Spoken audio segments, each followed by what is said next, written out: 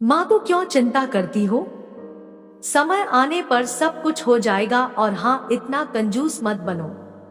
इतने गहने क्यों ले रही हो, मुझे नहीं पसंद है। मैं उन गहने को अपने पूरे शरीर पर लाद कर और चोर के डर से घूमना, मुझे यह सब नहीं पसंद है। तुम्हारा जमाना गया, अब अपनी आंखें खोलो और अपने सामने दुनिया को देखो। यह कितनी खूबसूरत है। माँ मस्त रहो और अपना जीवन एंजॉय करो। माँ पूरी दुनिया तुम्हें और पापा को घुमाओगी। सारी खुशियाँ आपके चरणों में लाकर रखूंगी। उसके बाद ही मैं शादी करूंगी। मैं एक बेटी हूँ तो क्या हुआ, मेरे भी जिम्मेदारियां हैं। अब मुझे सिर्फ अपने करियर पर ध्यान देने दीजिए। चिंता मत कीजिए, समय आने पर सब कुछ हो जाएगा। नव्या बेटी अपनी माँ की माँ बनकर अपनी माँ को समझा रही थी, लेकिन चेतन शांत था क्योंकि वह जानते थे कि नव्या खुद लाखों का गहना है। नव्या विवाह योग्य हो चुकी थी। नव्या की माँ कादम्बरी उसकी शादी के पीछे पड़ी थी। आखिर वह माँ थी ना, आसपास के रिश्तेदार थे ही जोर देने के लिए। लेकिन नव्या अपने पैरों पर खड़ा होना चाहती थी, इसलिए वह शादी के बारे में नहीं सोच रही थी। इसलिए इस फालतू की चर्चा में उसे कोई दिलचस्पी नहीं थी। कादम्बरी सिर्फ एक वाक्य कहती थी, पढ़ाई करना तो तुम शादी के बाद भी सीख सकती हो ना, हमारी चिंता करना कम करो। नव्या अपने अपने फैसले पर अड़ी हुई थी और कादम्बरी हमेशा चिंतित रहती थी। आसपास की लड़कियां शादी करके गृहस्थी संभाल रही थी। 8 दिन पहले नव्या की सहेली की शादी हुई। वह धूमधाम से हुई शादी में उसके शरीर पर 1 किलो सोना पहनाया गया होगा। उसे हर रस्मों में एक गहना उसकी माँ अपनी बेटी के शरीर पर चढ़ा रही थी। दिखावा बहुत था शादी में। हमारी तो कोई भी तैयारी नहीं नव्या के शादी के लिए। चेतन तो किसी बात की चिंता नहीं करते। उसे याद आया नव्या जब इस दुनिया में आई तब कादम्बरी के ससुर चेतन को बोले, चेतन लड़की हुई है रे बाबा, अब दहेज की तैयारी में लग जाओ। कादम्बरी को बहुत बुरा लगा सुनकर। पिता बनने की बधाई देना तो दूर, दहेज की बात करने लग गए। लेकिन चेतन इतने खुश थे कि मेरी संतान के रूप में पहली ही बेटी हुई। वह उसका लाड प्यार करने में लीन रहता था। वह उत्सुकता से नई नई चीजें नव्या के लिए ले आता। मूल रूप से नव्या बहुत बुद्धिमान और तेजतर्रार थी। वह उत्सुकता से नई नई चीजें सीखने के लिए इच्छुक थी। नव्या धीरे धीरे अच्छे संस्कारों में बढ़ती जा रही थी। शिक्षा के क्षेत्र में वह हमेशा अव्वल रही। नव्या ने मेरिट को कभी नहीं छोड़ा। शोकेस विभिन्न योग्यता प्रमाण पत्र और ट्रॉफियों से भरा हुआ था।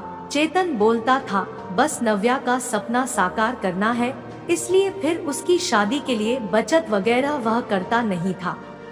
चेतन कादम्बरी को कहता था कि उसकी शानदार सफलता ही उसका सबसे कीमती गहना है।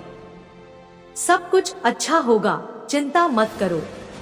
पर कादम्बरी की एक ही रट लगाती, थोड़े पैसे बचाने चाहिए, लड़की की शादी करनी है तो फिर 4 गहने तो देने पड़ेंगे। नव्या को गले में से डिप्लोमा सर्टिफिकेट और ट्रॉफी ही लेकर खड़ी रहेगी मंडप में। ये कादम्बरी, शांत शांत, अपना ब्लड प्रेशर मत बढ़ाओ, मैं हूं ना, फिर शांत हो जाओ।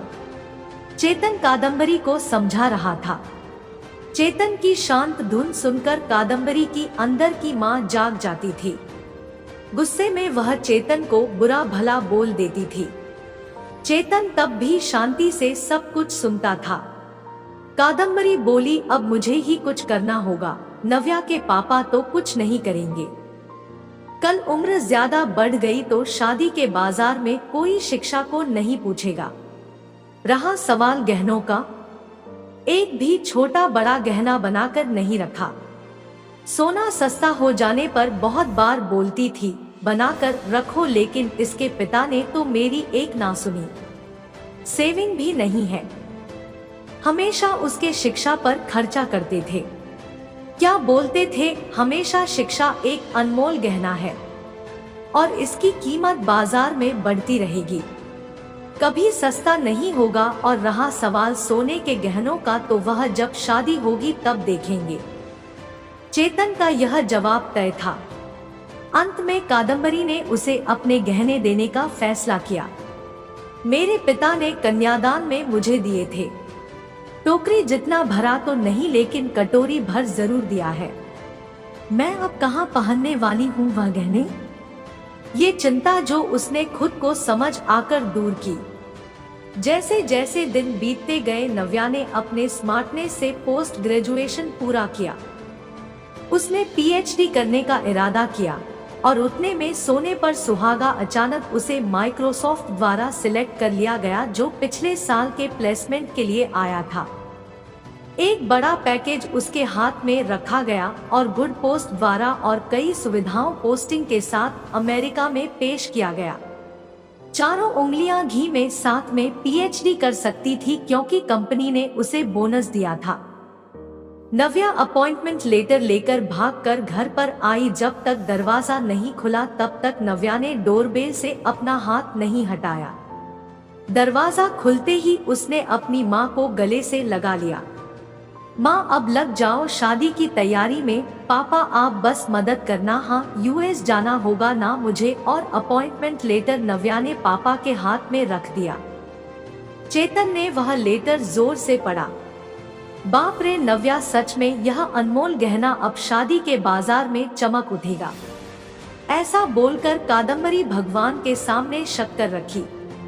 कोटि कोटि धन्यवाद आपका भगवान जी। ऐसा बोलकर भगवान को हाथ जोड़कर नमस्कार किया। अब यह बड़ा गहना और अन्य छोटे बड़े सर्टिफिकेट के आभूषण नव्या के व्यक्तित्व पर अवश्य ही अच्छे लगेंगे। कादम्बरी, फिर बताओ सोना लेने कब जाना है? चेतन ने उसे टोंट मारा। इसमें कोई संदेह नहीं है कि उसकी शादी में उसके गुणों के आधार पर अर्जित अमूल्य गहना निश्चित रूप से उसके सौंदर्य बढ़ाएगा चेतन जी, और वह मेधावी पदक और बड़ी बड़ी ट्रॉफी या अन्य पद्माभूषण दुल्हन की शोभा और बढ़ाएंगे। यह हीरा हमारे मानस के जीवन में बिल्कुल फिट बैठता है। चलेगा ना आपको? दरवाजे पर शर्मा फैमिली खड़ी थी। अच्छा रिश्ता नव्या के लिए चलकर आया था। उनका मानस भी एक अनमोल रत्न था, सुंदर, सफल, प्रसिद्ध। अगर एक असली मोती को अपनी असली गुणवत्ता और तेज बनाए रखना है तो संदूक में बंद रहकर समुद्र के तल में चुप कर रहना पड़ता है, तभी मोती की कीमत बढ़ती है। आया क्या समझ में चेतन जी?